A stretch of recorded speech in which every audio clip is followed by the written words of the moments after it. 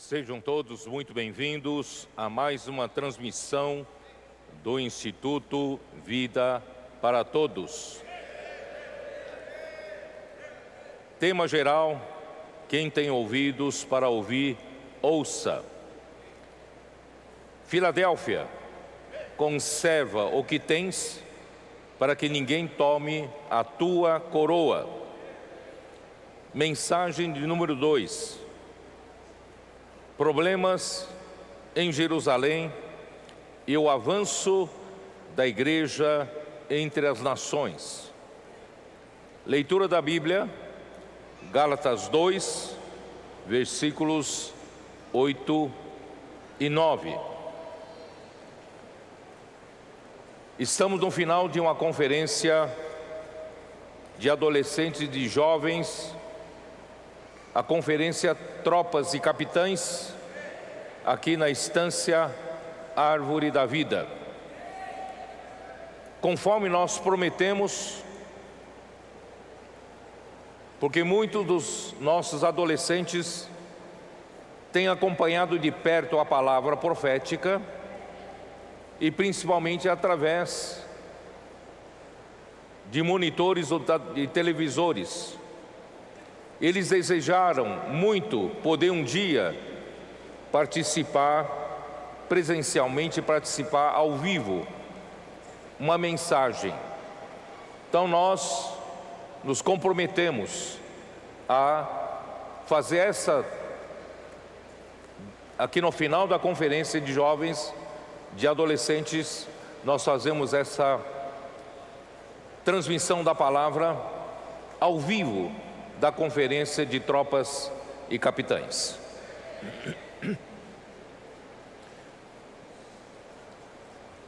Nós estamos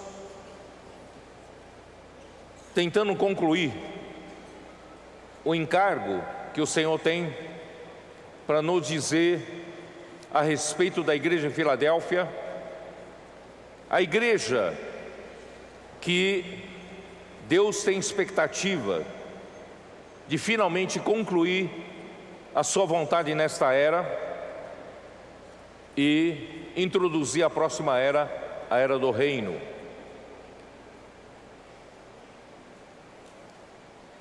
E nós estamos no final já dos 2000 anos da história da igreja. Acreditamos que Deus não vai se delongar muito mais. Ele pretende encerrar esta era. Para isso, Ele precisa realmente nos levar a igreja à condição normal da vida da igreja. Nós havíamos falado que a igreja primitiva, a igreja que surgiu, a primeira igreja que foi levantada no dia de Pentecostes, de uma maneira poderosa, a vida da igreja iniciou-se com 120 galileus em Jerusalém, orando, até que do alto Deus mandou a promessa do poder do Espírito Santo, que desceu sobre aqueles 120 galileus, e a partir da pregação desses, surgiu a igreja em Jerusalém, de uma forma poderosa, e a energia que movia aquela igreja, é a energia que deve mover hoje a igreja. Então, em Atos capítulo 2, versículo 42, mostra qual é a energia que faz a igreja executar a obra de Deus, fazer as coisas acontecerem. Está em versículo 42, que eu vou ler: e perseveravam no ensinamento dos apóstolos e na comunhão, no partir do pão e nas orações.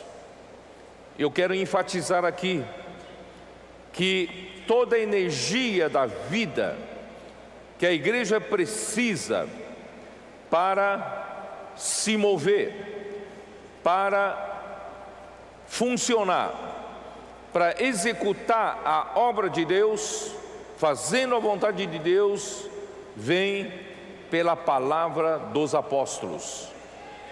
O ensinamento dos apóstolos era a palavra que vem por meio da revelação de Jesus Cristo, e essa palavra que sai da boca de Deus para a igreja é a palavra de comando, é a palavra de direção e é a palavra que dá energia da vida para a igreja viver aquela vida da igreja gloriosa, maravilhosa, com poder.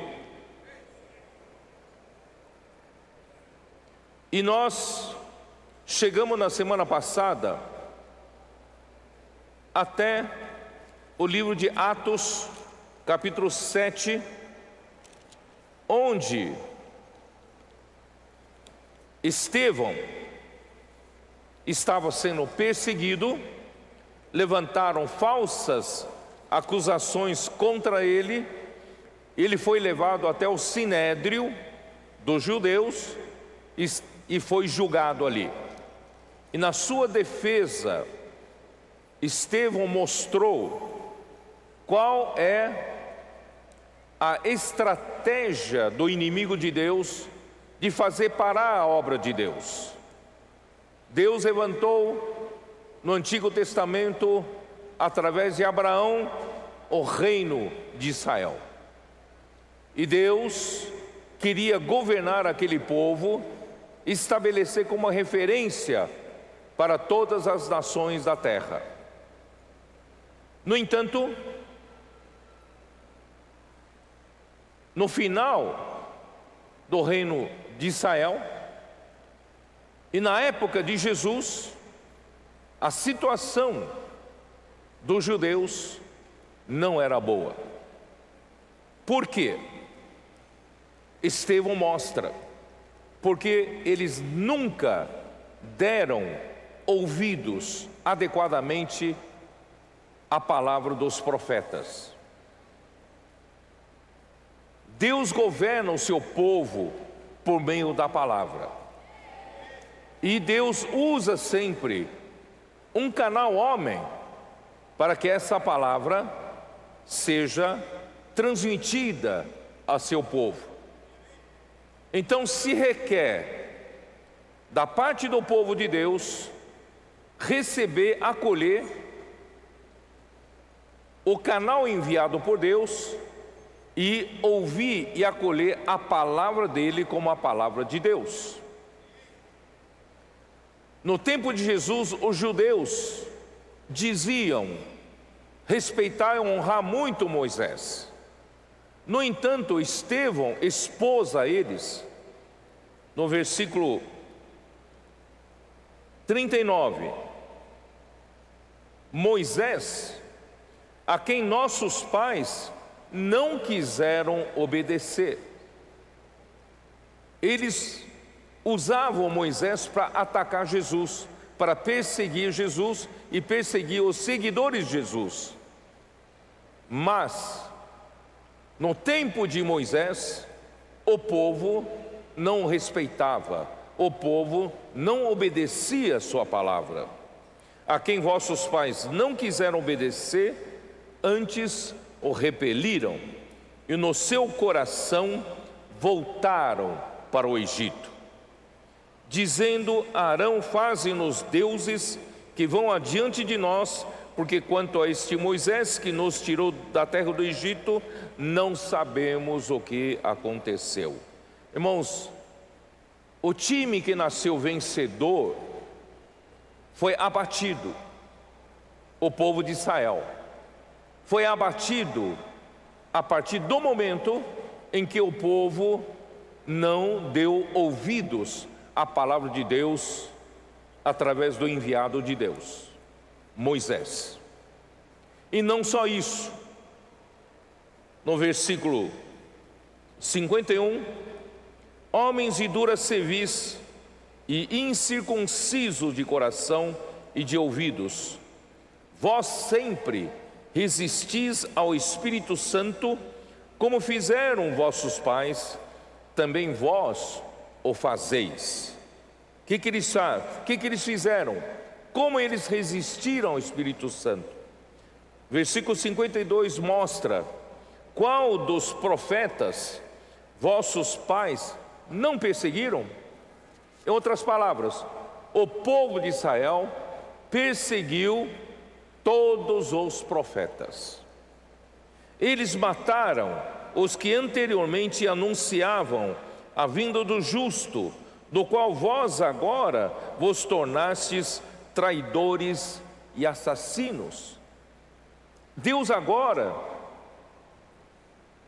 mandou a Jesus como o profeta que havia anunciado em Deuteronômio 18, semelhante a Moisés, que seria enviado ao povo para salvar aquele povo. Mas quando Jesus foi enviado, eles não o receberam, antes o perseguiram e o traíram até que o assassinaram, mataram ao profeta Jesus. Irmãos, essa é a maneira do inimigo de Deus aplicar um golpe baixo, matando os profetas, perseguindo os profetas, inibindo o falar de Deus ao seu povo, e assim o inimigo de Deus ganha o jogo. Hoje não é diferente. Hoje, o time adversário, ele quer matar o técnico, ele quer matar quem dá a palavra de direção, ele quer inibir a palavra de Deus, e dessa forma ele ganha o jogo. Ele ganhou o jogo durante toda a história da igreja, nesses quase 20 séculos. Será que ele vai continuar ganhando o jogo? Graças a Deus que finalmente apareceu um povo que ama a palavra de Deus. O Senhor levantou um grupo de adolescentes, quem sabe pouco conhecimento da Bíblia, não tem muitas experiências espirituais, mas o Senhor os fez cair como gotas de orvalho. Passaram a amar loucamente a palavra, passaram a valorizar transcrição das mensagens, imersão da palavra, dormir com Deus, acordar com Deus e fazer a imersão andando na rua, sentado em casa, de manhã levantando ou à noite dormindo. Eles não se apartavam dessa palavra. Isso mudou a história da igreja, nos aproximou da condição da igreja em Filadélfia. Deus quer edificar uma casa, mas que casa podemos edificar para Ele? Estevão falou isso também, versículo 46. Davi, esse achou graça diante de Deus e lhe suplicou a faculdade de prover morada para o Deus de Jacó. Mas foi Salomão que lhe edificou a casa. Entretanto, não habita Altíssimo em casas feitas por mãos humanas, como diz o profeta: o céu é o meu trono e a terra o estrado dos meus pés. Que casa me edificareis vós? Diz o Senhor. Ou qual é o lugar do meu repouso? Não foi por acaso, porventura, a minha mão que fez todas essas coisas? Os homens sempre pensam em fazer grandes templos para Deus, uma casa bonita para Deus, Mas eu não precisa dessas casas feitas pelas mãos humanas, porque Deus é que fez tudo isso. Deus é que criou os céus, Deus é que criou a terra. Como diz em, ó Senhor Jesus, em Isaías 66, não é isso? Isaías 66, versículo 1 e 2. 66 é o último capítulo.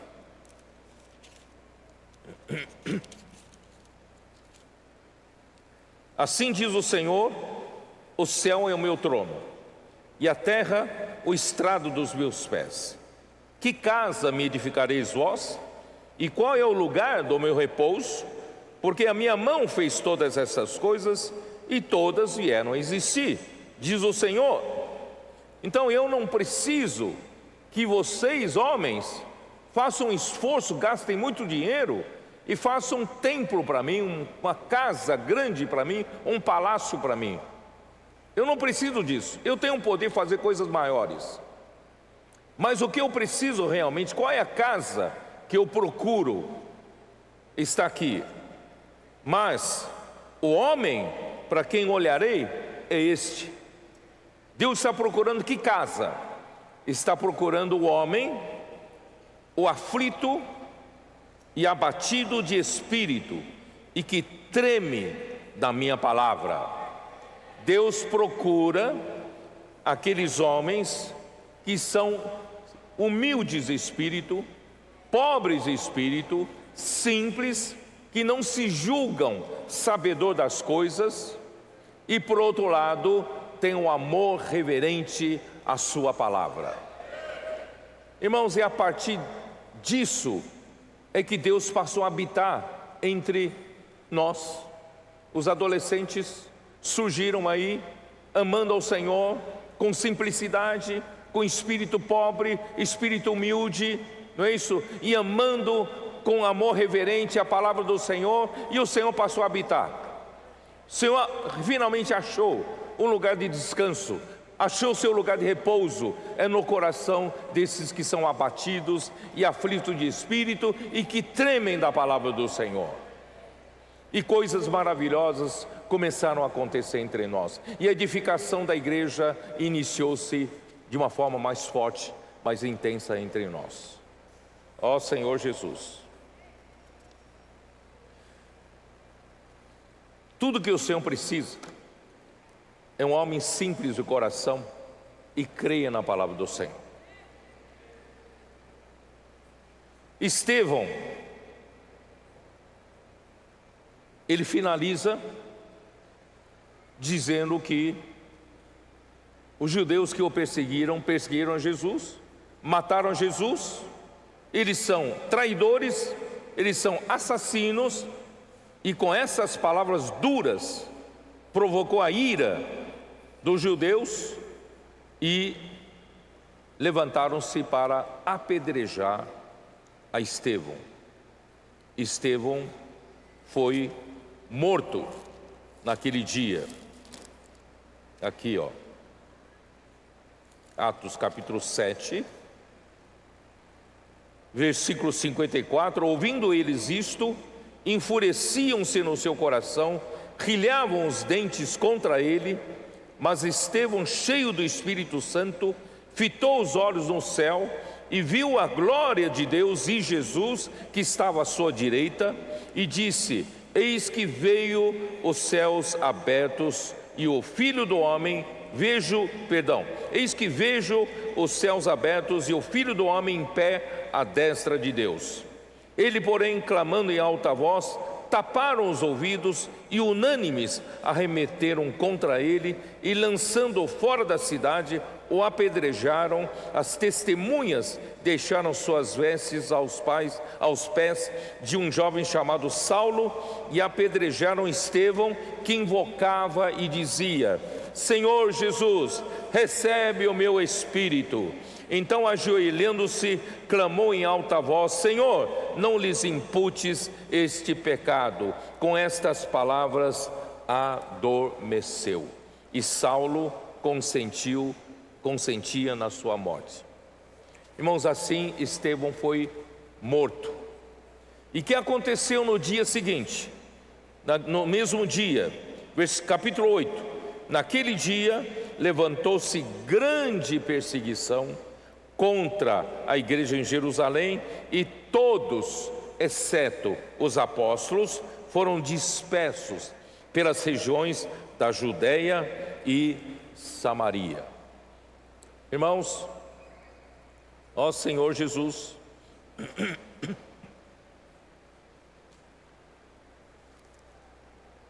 todos os discípulos foram dispersos.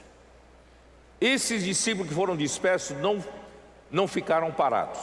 Eles foram na Judéia, em Samaria, pregando o evangelho, especialmente o Filipe, o evangelista, pregou o evangelho até Samaria, com poder.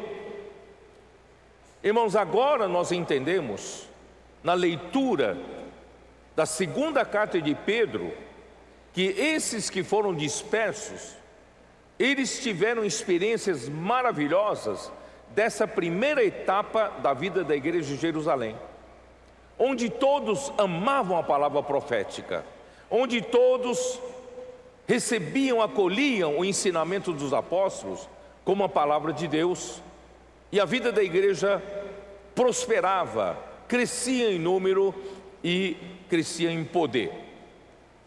Mas eles foram dispersos em diversas regiões. O que aconteceu depois disso, eu quero relatar de uma maneira rápida para vocês. No capítulo 9, acontece alguma coisa. O que aconteceu? Deus está preparando uma pessoa. Essa pessoa é Saulo. No capítulo 9, nós vimos a conversão de Saulo, e o Saulo prepara o vaso, que é Saulo, para pregar o evangelho aos gentios. E Deus também, depois disso, em Atos capítulo 10, usa a Pedro para abrir a porta aos gentios, a porta da igreja, para receber quem crê em Jesus dentre as nações, seria acolhido para dentro do corpo de Cristo. Então, a partir do capítulo 10, Pedro foi conduzido até a terra dos gentios, até Jope, e de Jope foi chamado até a casa de Cornélio. Em Jope ele teve uma visão, onde descia do céu um grande lençol, e havia toda sorte de quadrúpedes, toda sorte de aves e répteis no lençol, e uma voz que lhe dizia: Pedro, levanta, mata e come. Pedro disse: de jeito nenhum, jamais entrou na minha boca qualquer coisa imunda. E assim aconteceram 3 vezes, por 3 vezes, e Pedro negou por 3 vezes. E no final a voz diz: não considera comum o que Deus santificou. Aí ele ainda considerava que seria essa visão. Os homens que vieram da casa de Cornélio chegaram e bateram a porta e convidaram a Pedro ir até a casa dos gentios, na casa de Cornélio, para pregar a palavra para eles. E Pedro obedeceu e foi até lá, pregou aos gentios, e o Espírito Santo desceu àqueles que creram, e significa que eles foram batizados, foram acolhidos para dentro do corpo de Cristo. Irmãos, nós fomos acolhidos ali junto com eles. No dia de Pentecostes, somente os judeus que creram foram acolhidos para o corpo de Cristo. Mas a pregação de de Pedro na casa de Cornélio, o Espírito Santo os acolheu para dentro do corpo de Cristo, os gentios. E nós fazemos parte desses gentios que fomos acolhidos para dentro do corpo de Cristo. E Deus usou Deus usou a Pedro, honrando a Pedro, para fazer esse trabalho, tá? Aí Pedro volta para Jerusalém. Quando ele volta para Jerusalém, ele foi, ele foi recebido, Dá uma olhada aqui no capítulo 11. Quando chega no capítulo 11, Pedro foi questionado. Chegando ao conhecimento dos apóstolos e dos irmãos que estavam na Judéia, que também os gentios haviam recebido a palavra de Deus. Quando Pedro subiu a Jerusalém, os que eram da circuncisão o arguíram, dizendo: entraste em casa de incircuncisos e comeste com eles. No costume dos judeus, comer com os gentios era uma coisa que não se pode fazer, porque eles consideravam todos os gentios imundos, impuros, não podiam sequer comer com eles, muito menos entrar na casa deles. Mas Pedro entrou na casa onde estava Cornélio e ali pregou o evangelho aos gentios. Então, vocês percebem que na igreja em Jerusalém começa a surgir um partido de pessoas, judeus, que creram no Senhor Jesus e que queriam conservar o judaísmo, mesmo depois de terem crido no Senhor Jesus. Isso constituiu uma grande oposição mais para frente à palavra profética, ao ensinamento dos apóstolos. Aí o que aconteceu? Eu vou falar rápido. No capítulo 12 de Atos dos Apóstolos, Tiago, o apóstolo Tiago, foi morto.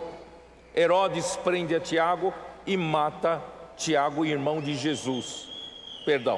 Irmão de João, irmão do apóstolo João. O Tiago que mais tarde nós conhecemos é o Tiago, irmão de Jesus. Aqui no caso, o Tiago, apóstolo, irmão de João, foi morto e o inimigo queria matar também a Pedro. Mas um anjo do Senhor tirou a Pedro de uma maneira milagrosa. E antes disso, no capítulo 11 ainda, irmãos, os que saíram da perseguição de Jerusalém foram para toda a região pregar o evangelho, e alguns desavisadamente pregaram aos gregos. E os gregos que foram salvos eram de Antioquia. E assim levantou uma igreja em Antioquia que era formada pelos gentios que creram no Senhor. E Jerusalém imediatamente mandou Barnabé para cuidar dessa igreja dos gentios. E Barnabé viu a situação e voltou para buscar Saulo, que estava em Tarso, para Antioquia, e os dois viveram a vida da igreja de Antioquia por 1 ano. E quando chega no capítulo 13, dê uma olhada, capítulo 13 de Atos, versículo 2: e servindo eles ao Senhor e jejuando, disse o Espírito Santo: separai-me agora Barnabé e Saulo para a obra que eu os tenho chamado. Então, jejuando e orando, impondo sobre eles as mãos, os despediram.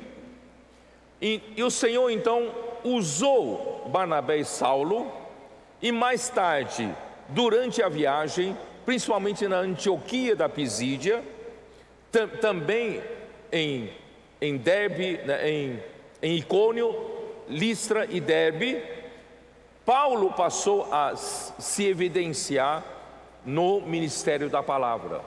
Então, a palavra profética foi entregue para Paulo, para os gentios. Iniciou, e assim, através da palavra do Senhor, levantaram-se muitas igrejas no meio dos gentios. Aí Paulo e Barnabé voltam para Antioquia, e quando chegam em Antioquia, eles perceberam uma coisa estranha. Que coisa estranha? Capítulo 15, vamos lá para o capítulo 15.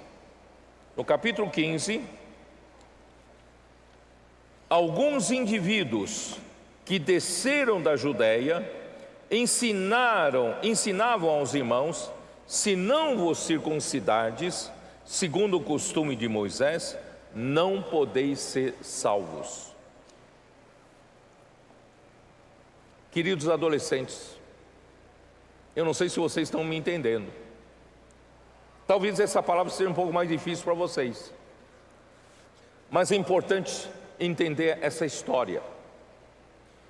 Porque quando Paulo e Barnabé, que foram enviados para a obra do Senhor, na região da Galácia, e voltaram para Antioquia, e perceberam que alguns da igreja de Jerusalém subiram da Judéia para perturbar a igreja de Antioquia, para dizer-lhes que não basta apenas crer em Jesus para ser salvo. Para ser salvo, além de crer em Jesus, precisavam ser circuncidados e precisavam praticar a lei de Moisés. E Paulo e Barnabé tinham a clareza de que a salvação é pela fé em Cristo somente. A salvação vem pela graça, não pela lei, pela prática da lei. Aí eles subiram até Jerusalém para conversar com os apóstolos e presbíteros da igreja em Jerusalém. E aí, aí no versículo 5 fica mais evidente: insurgiram, entretanto, alguns da seita dos fariseus que haviam crido, dizendo: é necessário circuncidá-los e determinar-lhes que observem a lei de Moisés. Eu queria pedir para o pessoal do som aumentar um pouco o meu retorno, que eu estou sem retorno, tá? Versículo 5 diz: insurgiram-se, entretanto, alguns da seita dos fariseus que creram. Irmãos, de um lado era uma notícia positiva, que a seita dos fariseus, que haviam crido no Senhor Jesus, era uma boa notícia. No entanto, eles formaram um partido dentro da igreja de Jerusalém que não mais pautavam a vida da igreja de Jerusalém sob a direção do ensinamento dos apóstolos. Eles passaram a lutar para que a igreja em Jerusalém não perdesse a observância da lei de Deus, da lei de Moisés. Determinar-lhes que é necessário circuncidá-los e determinar-lhes que observem a lei de Moisés. Então, eles queriam impor mais uma condição para a salvação nas igrejas dos gentios. Não basta apenas crer em Jesus, precisam ser circuncidados e precisam todos guardarem a lei de Moisés.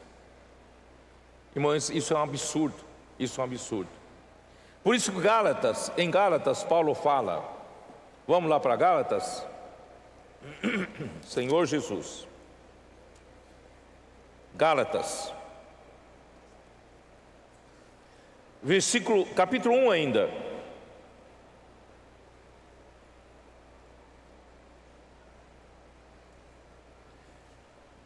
Versículo 4. Jesus Cristo, nosso Senhor Jesus Cristo, o qual se entregou a si mesmo pelos nossos pecados, para nos desarraigar desse mundo perverso, segundo a vontade de nosso Deus e Pai.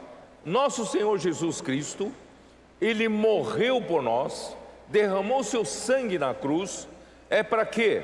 Para que através da sua morte e ressurreição, irmão, nós sejamos desarraigados desse mundo perverso. Nós não fazemos parte mais desse mundo perverso. Esse mundo perverso inclui também o mundo religioso. Por isso que Paulo, no versículo 6, ele fala: admira-me que estejais passando tão depressa daquele que vos chamou na graça de Cristo para outro evangelho, o qual não é outro, senão que há alguns que vos perturbam e querem perverter o evangelho de Cristo. Irmãos, os da circuncisão e os da seita dos fariseus que creram em Jesus, eles queriam levantar, pregar o outro evangelho que os apóstolos não pregaram. Eles queriam introduzir um outro ensinamento. Além de crer em Jesus, tinham de se circuncidar e ainda guardar a lei de Moisés. Então Paulo chama isso de outro evangelho. Aí ele fala assim: o qual não é outro, senão que há alguns que vos perturbam e querem perverter o evangelho de Cristo. Mas ainda que nós, ou mesmo um anjo vindo do céu, vos pregue evangelho que vá além do que vos temos pregado, seja anátema. Assim como já dissemos, e agora repito: se alguém vos prega evangelho que vá além daquele que recebestes, seja anátema. Sabe o que quer dizer isso? Qualquer um que prega além do ensinamento dos apóstolos, além da palavra que os apóstolos receberam da parte de Deus para pregar, irmãos, é outro evangelho e seja anátema. É coisa séria isso, muito sério. Por quê? Vamos lá para o capítulo 3 de Gálatas.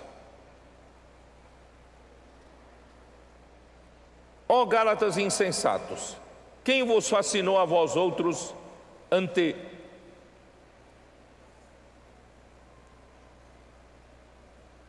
cujos olhos foi Jesus Cristo exposto como crucificado?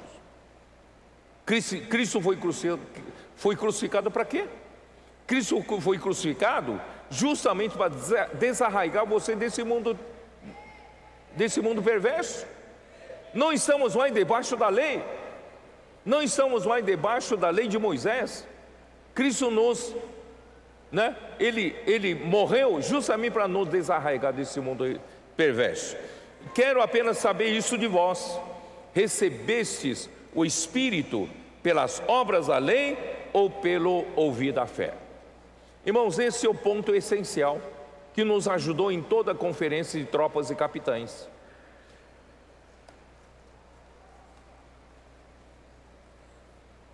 Como Deus vai conseguir levantar um time vencedor? No Novo Testamento, a igreja, para ser uma igreja vencedora, precisa saber que a palavra de Deus que os apóstolos traziam para a igreja era a palavra que concedia o Espírito à igreja. Aqui diz assim: quero apenas saber isso de vós: recebestes o Espírito pelas obras da lei, praticar a lei, ser circuncidado e guardar a lei de Moisés? Não, vocês não receberam o Espírito em praticar a lei, vocês receberam o Espírito pelo ouvir da fé. Que é ouvir da fé? Quem sabe? Que é ouvir da fé? Nós falamos tanto na conferência, que inclui ouvir da fé. É uma expressão estranha para nós que falamos português, ouvir da fé. Por isso que o tradutor aqui traduziu para pregação da fé. Mas essa palavra pregação, em original grego, é ouvir. Então o que significa ouvir da fé? Por isso que a Bíblia em espanhol foi traduzida para ouvir com fé. Aí dá para entender melhor, ouvir com fé, né? Então, que é ouvir da fé? O que significa ouvir da fé? Quem sabe? Nós falamos, é ouvir, que inclui você ter ouvidos para ouvir o que o Espírito diz às igrejas. Você crê na palavra que você está recebendo, é a palavra de Deus. E você não apenas ouve, crê, e você inculca essa palavra. Você faz a imersão na palavra. Você não se contenta apenas ouvir uma vez, entrar de um ouvido e passar para o outro ouvido. Você acredita que essa palavra precisa ser trabalhada no seu coração, precisa ser gravada no seu coração, impressa no seu coração. Então tudo isso implica em ouvir da fé. Tanto é que essa prática, irmão, que nos salvou, essa prática que trouxe tantos milagres entre nós, tantas obras do Espírito sobrenaturais aconteceram entre nós. Então não é pelas obras da lei, é pelo ouvir da fé. Um irmão me escreveu no WhatsApp dizendo que realmente essa expressão ouvir da fé é muito estranha. Ele não conseguia entender. Mas ele foi, pouco a pouco, o Espírito foi revelando a ele. Ele me escreveu uma coisa que me ajudou a entender também. Ele falou assim: agora eu entendi, né, que esse ouvir não é meramente por esse ouvido físico. Esse ouvir realmente é ouvir da fé. Porque é um ouvido, não é ouvido como órgão auditivo físico, mas é um órgão auditivo da fé. É por isso que o ouvir da fé não fica mais estranho, porque cada um de nós, irmãos, temos uma fé subjetiva, temos ou não temos?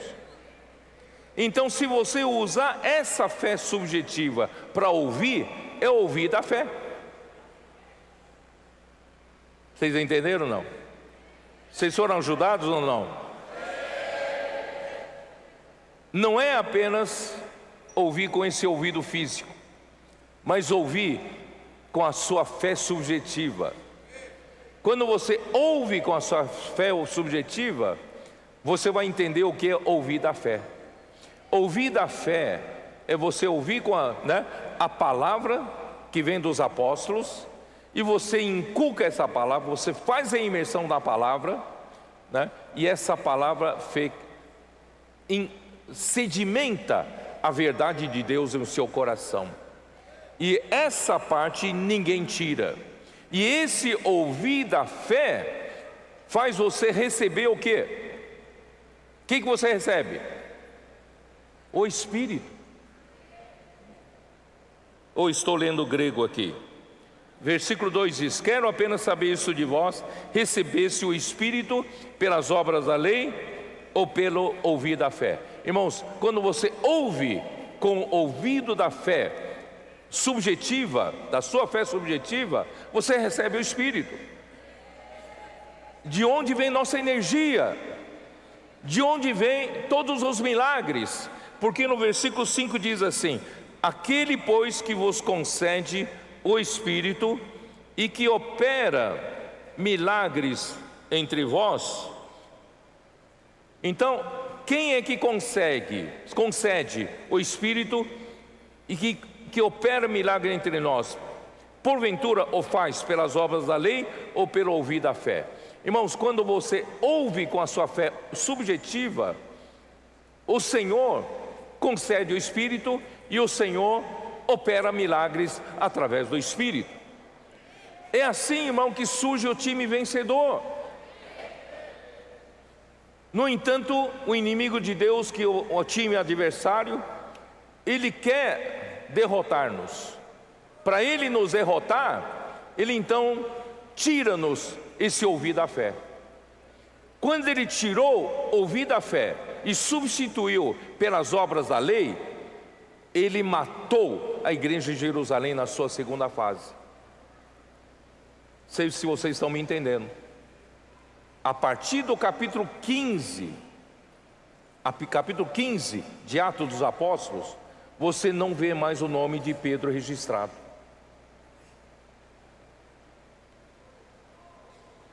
Atos 15, vamos dar uma olhada melhor em Atos 15?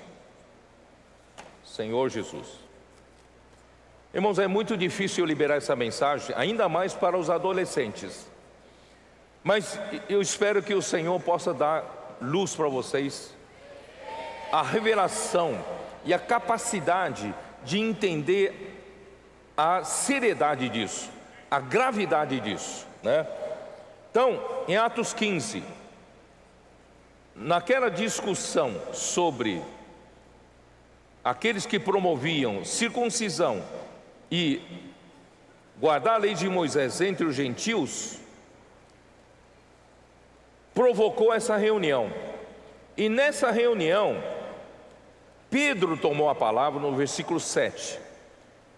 Pedro tomou a palavra dizendo: irmãos, vós sabeis que desde há muito Deus me escolheu dentre vós, para que por meio intermédio ouvisse os gentios a palavra do evangelho e crescem. Quer dizer, ele foi enviado para a casa de Cornélio e pregou o evangelho, e os gentios creram e foram introduzidos no corpo de Cristo. Ora, Deus, que conhece os corações, lhes deu testemunho, concedendo o Espírito Santo a eles, como também a nós nos concedera. Nós, judeus que cremos, Deus nos concedeu o Espírito Santo. E os gentios também creram, Deus concedeu o Espírito Santo. É isso. E não estabeleceu distinção alguma entre nós e eles, purificando-lhes pela fé o coração.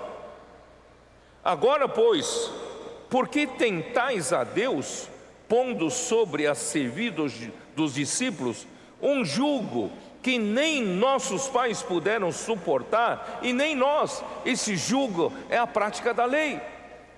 Por que nós vamos impor esse jugo sobre eles? Se Cristo morreu para nos desarraigar desse mundo perverso, esse velho homem já morreu com Cristo, e agora é o novo homem que vive pela fé no Espírito, certo? Então, mas cremos que fomos salvos pela graça do Senhor Jesus, como também aqueles o foram. Nós somos simplesmente salvos pela graça, não é pela prática da lei. Então Pedro tinha clareza. Aí entra Tiago. Esse Tiago não é o Tiago que morreu, o apóstolo Tiago, irmão de João.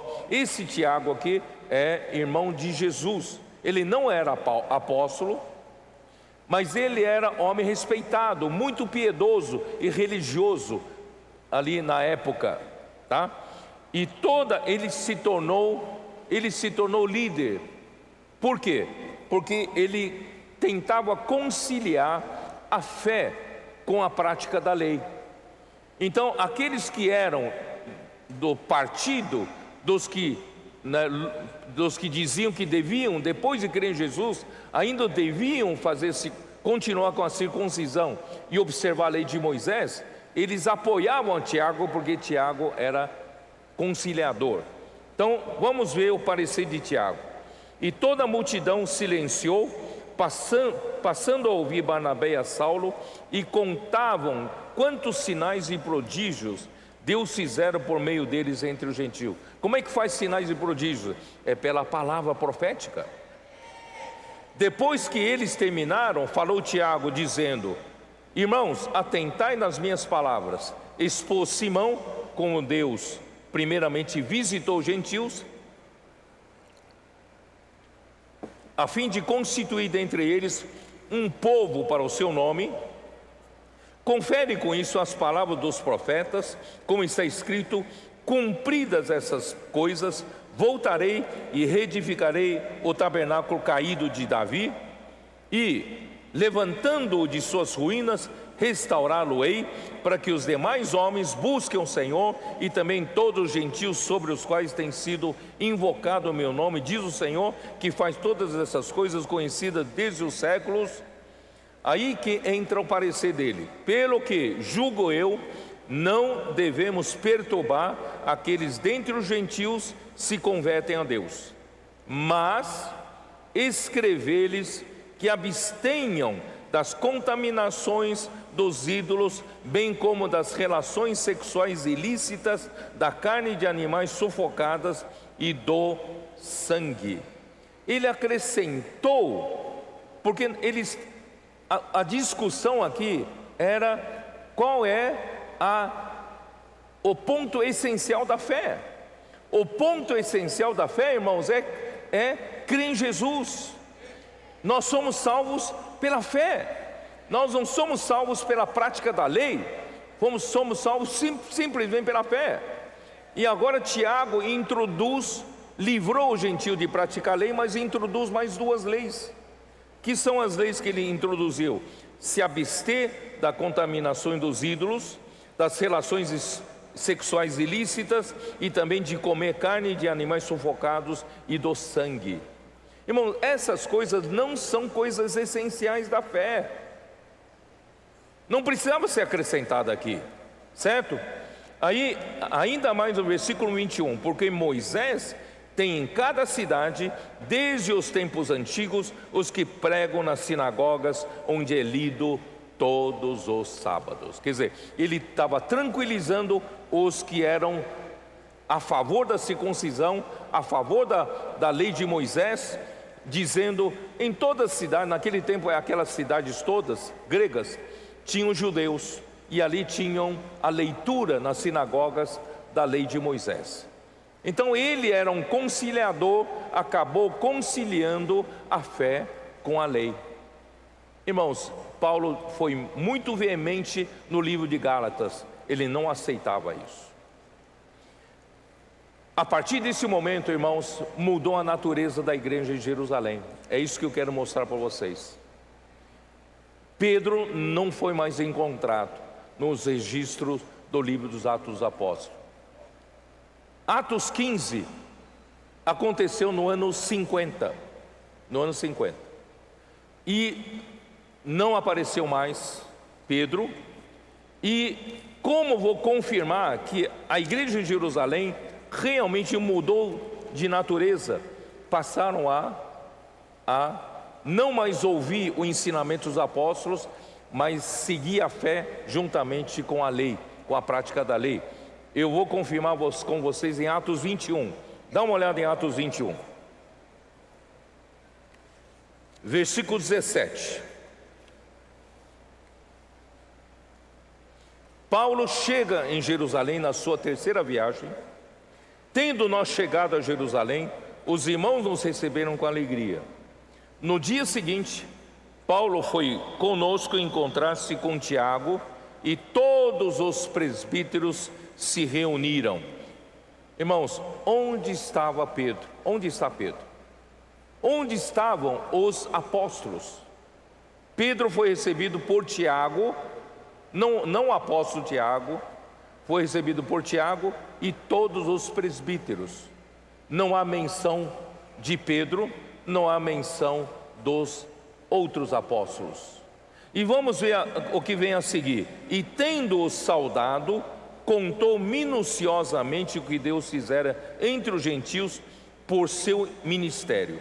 Ouvindo, deram eles glória a Deus e lhes disseram, quer dizer, deram glória a Deus, aleluia, pelo trabalho que Paulo fez no meio dos gentios, levantando as igrejas, mas eles queriam mostrar para Paulo: Paulo, o que você faz ainda é irrisório.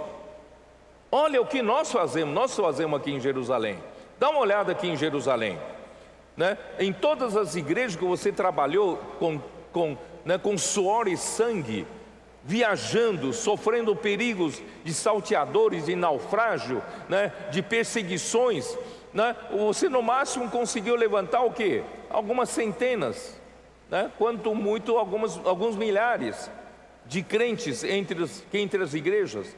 Mas dá uma olhada aqui em Jerusalém, dá uma olhada aqui, Então versículo 20: e lhe disseram: bem vês, irmãos, quantas dezenas de milhares há entre os judeus que creram.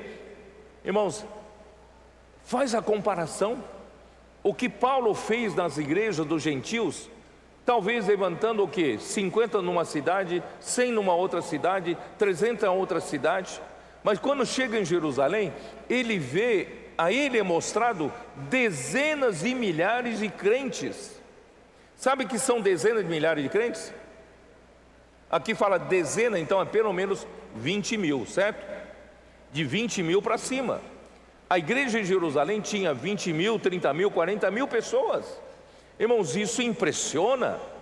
Isso é uma pressão grande, faz com que Paulo se sentisse tão pequenininho, certo? Então eles passaram a falar mais grosso.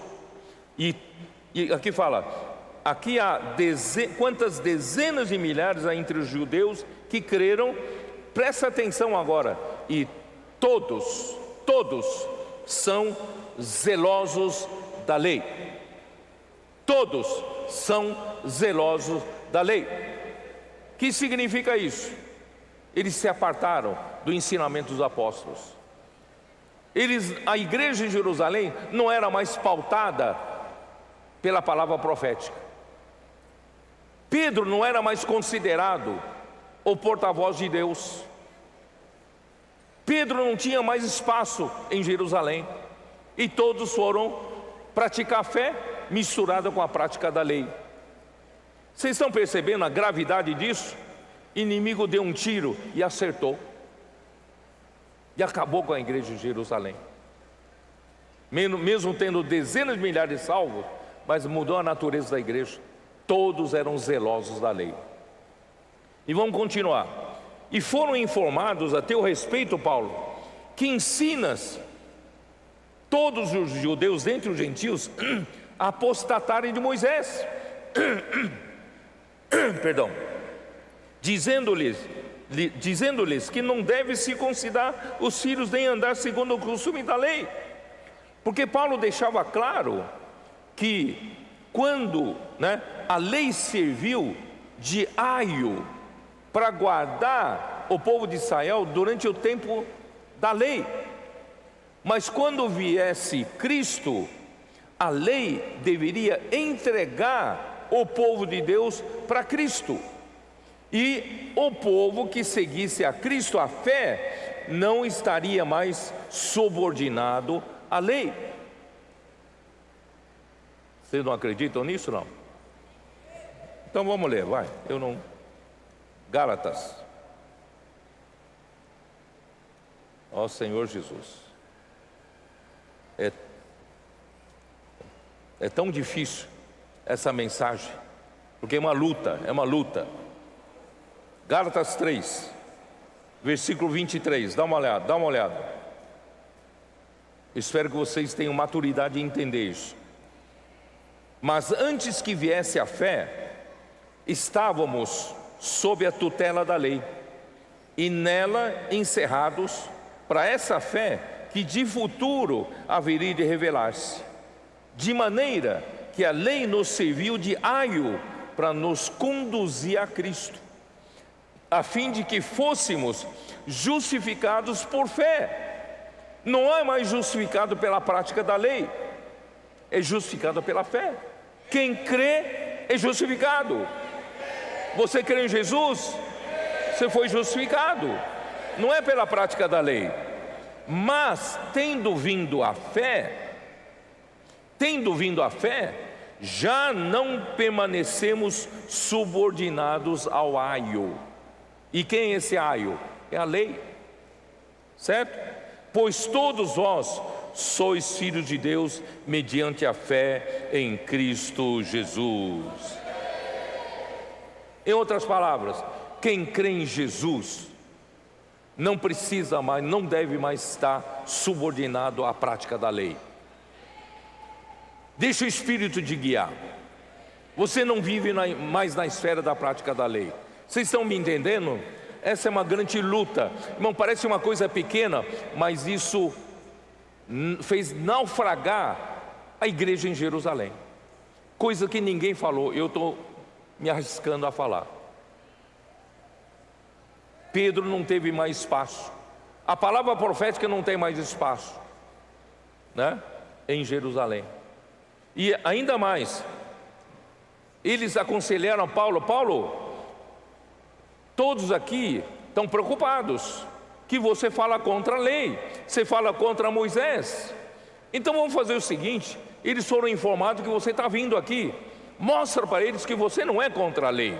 Olha aqui no versículo 24: toma-os, purifica-te com eles e faz a despesa necessária para que raspem a cabeça, porque há alguns entre nós aqui vão fazer voto de Nazireu, e saberão, e você faça esse voto juntamente com eles. Raspa a cabeça, Paulo, para mostrar que eles saberão que saberão todos, versículo 24, que não é verdade o que diz a teu respeito, e que pelo contrário andas também tu mesmo guardando a lei. Irmãos, isso é bravo, isso é sério, isso é grave. Paulo faz isso para dizer, para mostrar para esses judeus crentes que você também guarda a lei. Então Paulo ele está indo contra tudo que ele pregou, e Paulo ficou calado. Quanto aos gentios que creram, já lhes transmitimos decisões para que se abstenham das coisas sacrificadas aos ídolos, do sangue da carne de animais sufocados e das relações sexuais ilícitas. Irmãos, Tiago insiste naquelas leis que ele deu para os gentios. Insistiu naquelas leis. Irmãos, vocês perceberam agora por que em 2 Pedro ele insiste tanto? Ó Senhor Jesus, vocês têm paciência não de me ouvir essas coisas?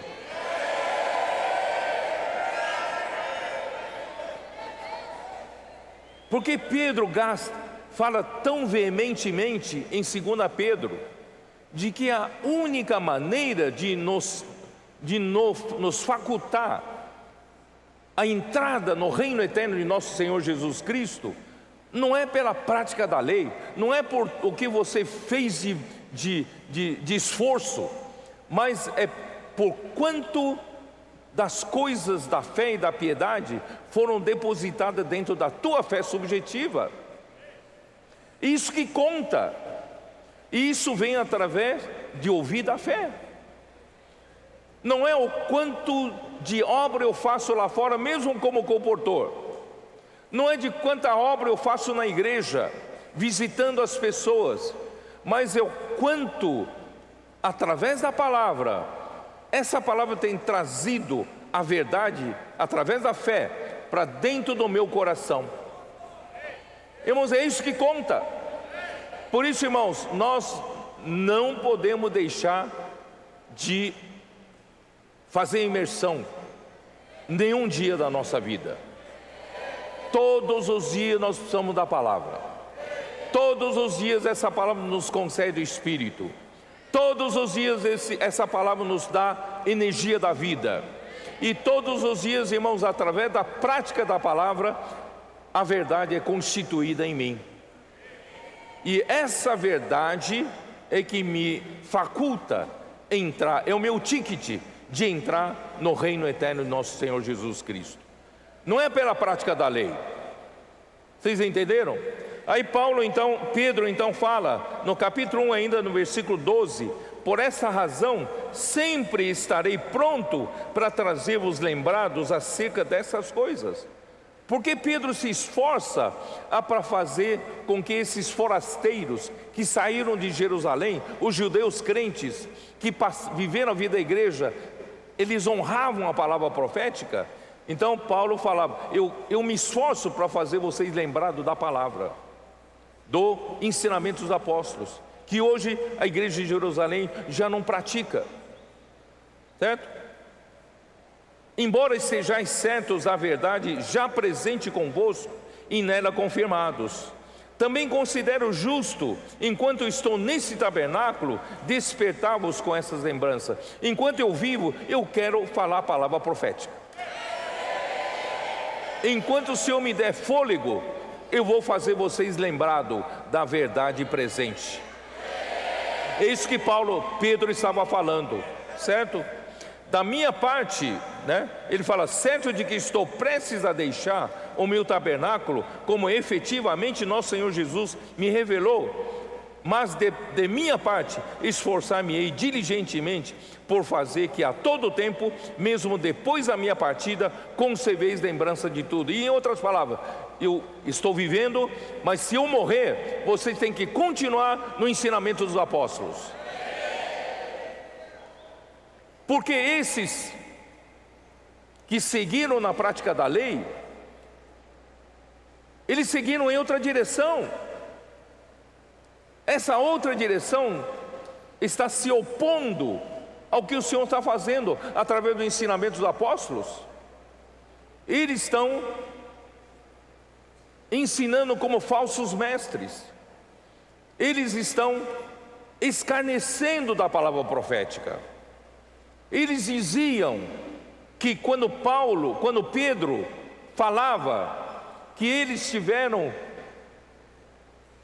foram testemunhas vivas e viram com seus próprios olhos, no Monte da Transfiguração, Jesus se transfigurar na frente deles. Eles viram a glória, resplendor do Senhor Jesus, e eles ouviram a voz do Pai, que dizia: esse é o meu Filho amado, em quem me compraz a ele ouvir. E os escarnecedores diziam: isso é mentira, são fábulas engenhosamente inventadas por Pedro, por Tiago, por João. E também eles falavam para as igrejas não crerem mais na palavra dos apóstolos, e zombavam sobre a promessa da vinda do Senhor Jesus. Eles diziam: vocês pregam sobre a vinda do Senhor Jesus, mas até agora não tem nem sinal da vinda do Senhor Jesus. Então, irmãos, esses são os escarnecedores, esses são os falsos mestres que estavam fazendo oposição a Pedro, a palavra profética. Por isso ele mostra que temos assim tanto mais confirmada a palavra profética, e fazeis bem atendê-la.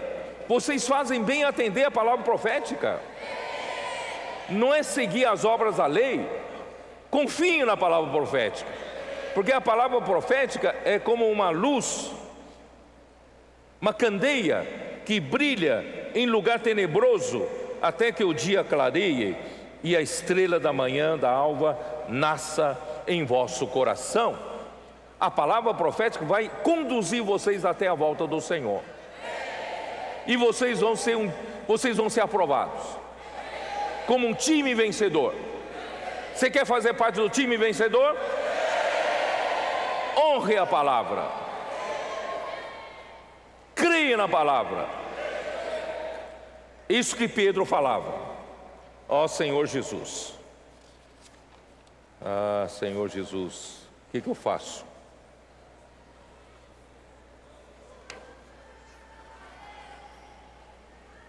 O mesmo aconteceu com o apóstolo Paulo.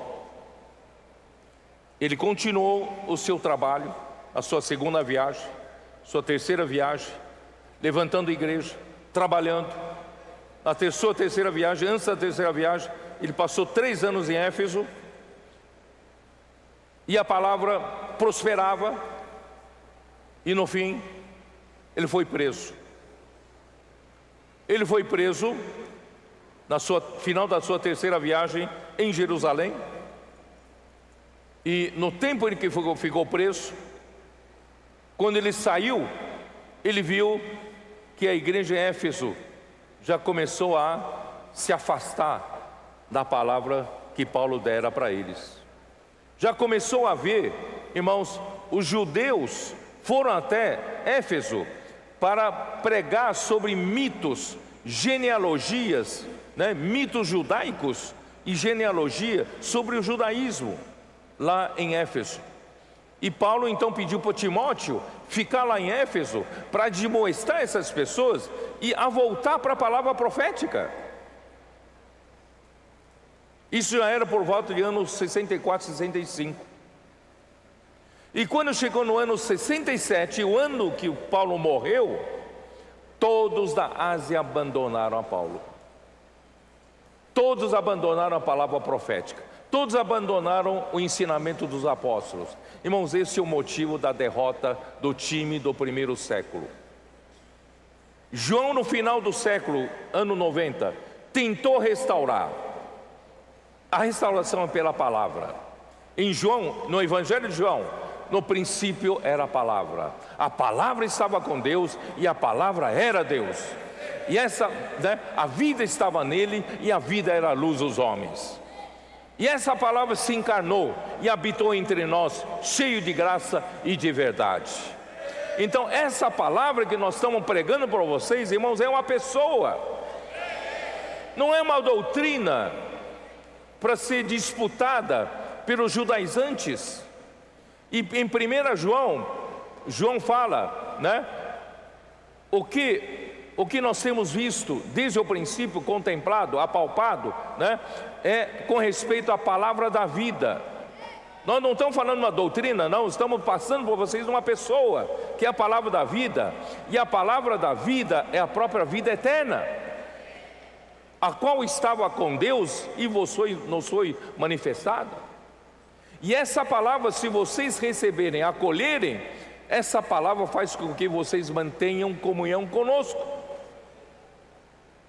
Ora, a comunhão conosco não é só conosco, a nossa comunhão é com o Pai e com seu Filho Jesus Cristo. Então a palavra do apóstolo João é uma palavra da vida, é uma pessoa, é uma vida eterna. E quem acolhesse essa palavra era trazida para a comunhão com o apóstolo. E essa comunhão com o apóstolo, na verdade, é a comunhão com o Pai e com seu Filho Jesus Cristo. Então João tentou levar essa palavra de volta para que o povo, a igreja de Deus, voltasse a dar atenção para a palavra da vida. Mas não teve jeito. Os líderes daquela época, a exemplo de Diótrefes, amava a primazia, queria o primeiro lugar, já disputavam. Como João estava já velho, vocês sabem que, né, vou até dizer para você, quando o irmão Dong já estava bem doente, já havia, infelizmente, algumas pessoas tentando já disputar como seria a continuação depois do irmão Dong, disputando, né, os bens, os despojos. Irmãos, isso é feio, é triste eu falar isso, né? Mas naquele tempo de João também eles já estavam disputando territórios, estavam disputando lugar, disputando discípulos, fama. Irmãos, isso acabou com a igreja, porque Satanás atingiu os profetas de Deus, os apóstolos, o ensinamento dos apóstolos, a palavra profética. E o primeiro século terminou dessa forma. E no segundo século, irmãos, quem passou a governar a igreja, já que não tem mais a palavra profética, não tem mais apóstolo, não tem mais ensinamentos dos apóstolos, então quem governa a igreja? Reuniram os bispos das igrejas. Eu não tenho mais tempo para dizer sobre isso. Reuniram os bispos, fizeram concílios, reuniões de bispos, para decidir o que deve ser. A igreja deve agir, deve ir para frente. A partir daí, irmãos, o governo não era mais de Deus, o governo era do homem, dos homens. Aí a degradação entrou no século II e foi fundo até o dia de hoje. O Senhor tentou restaurar, veio a reforma, mas não completou o trabalho. Irmãos, hoje chegamos nos nossos dias. E agora? O que nós fazemos? Vamos continuar na derrota? Vamos continuar, né, caindo na armadilha de Satanás? Ele usa o mundo para nos derrotar. Ele atinge a palavra de quem fala a palavra e atinge a palavra profética para ganhar mais um jogo e ganhar a final. Nós vamos ficar assistindo? Não, vamos entrar em campo. Vamos amar a palavra, porque o Senhor precisa daqueles que são aflitos e abatidos de espírito e que tremem da sua palavra, que amam a palavra profética. Por isso, queridos irmãos, a nossa pauta daqui para frente é levantar um time vencedor para o Senhor. Ontem foi fantástico o chamamento acima de 17 anos para aqueles que desejam servir, dispor na mão do Senhor para fazer missões em diversos continentes, onde o Senhor precisar mandar. Levantaram 322 jovens. 322 jovens. Irmãos, o Senhor precisa de vocês.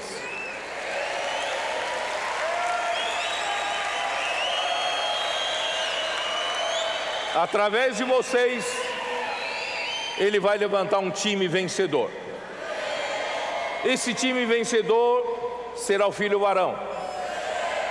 Esse filho varão também serão os 144 mil vivos que receberão a volta do Senhor e serão arrebatados antes da grande tribulação. E ontem eu falei, e também esses vencedores serão a noiva de Cristo, que participarão das bodas do Cordeiro e se juntarão ao exército que vai derrotar o anticristo e falso profeta e vai colocar Satanás na prisão, que vai iniciar a próxima era, a era do reino, onde Cristo reinará por 1000 anos juntamente com seus vencedores. Por isso, irmãos, vamos virar esse jogo. Não vamos permitir Satanás nos derrotar mais.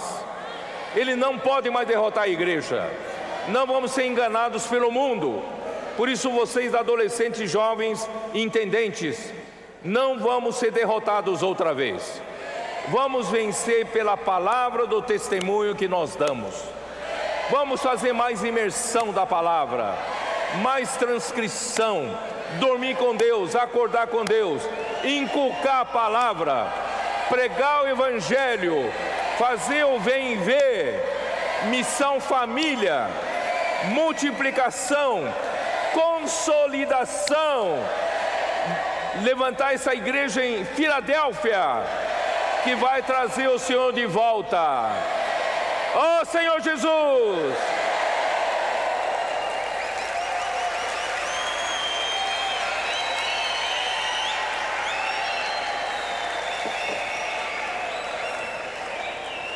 Agora, para finalizar, vamos fazer uma despedida rápida. Vamos levantar-nos todos. Vamos fazer uma oração. Senhor, guardar vocês na viagem de volta e guardar também vocês pelo resto do nosso tempo que temos.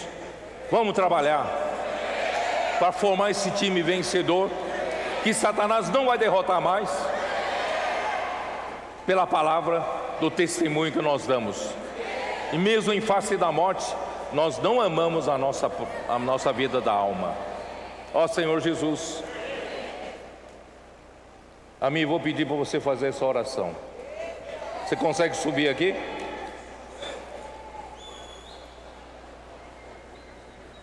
Senhor, guarde vocês na viagem. Sejam prudentes aqueles que estão de carro. Senhor, guarde vocês no avião, no ar, na terra, onde vocês estiverem, coração ardendo. Espero que aqueles que vieram com coração frio esteja ardendo agora, e mantenha esse fogo até a volta do Senhor. Vamos continuar com vida, fé, que essa palavra nos sustente, faça milagres entre nós até a volta do Senhor. Faça uma oração para nós nos despedirmos. Amém. Senhor Jesus, pedimos a sua bênção, Senhor, que o Senhor nos leve queimando e nos permaneça queimando para trazer o Senhor de volta. Ó Senhor Jesus, obrigado, Senhor.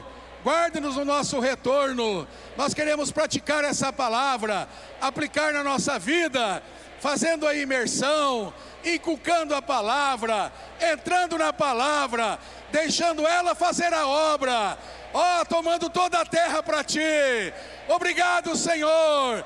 Abençoa-nos, nos guarda, Senhor. Aleluia!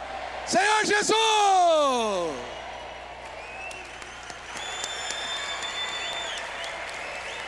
Amém, estamos despedidos, amém, estamos despedidos. Deus abençoe vocês todos, um bom retorno, amém. Sejam muito bem-vindos a mais um episódio das Missões no Exterior, com os irmãos da Colômbia e os irmãos do Panamá. Que nuestra fe sea sustentada con la práctica Ahí es donde el Señor puede bendecir. Regresé a mi país, pero ya no para trabajar para este mundo, sino que regresé como un colportor del Señor Jesús, como un misionero. Es una palabra que está hablando directamente al corazón de nosotros. Amén. Palavra, fé, obediência. Aí está o milagre. Amém. Toda segunda, no canal do Instituto Vida para Todos.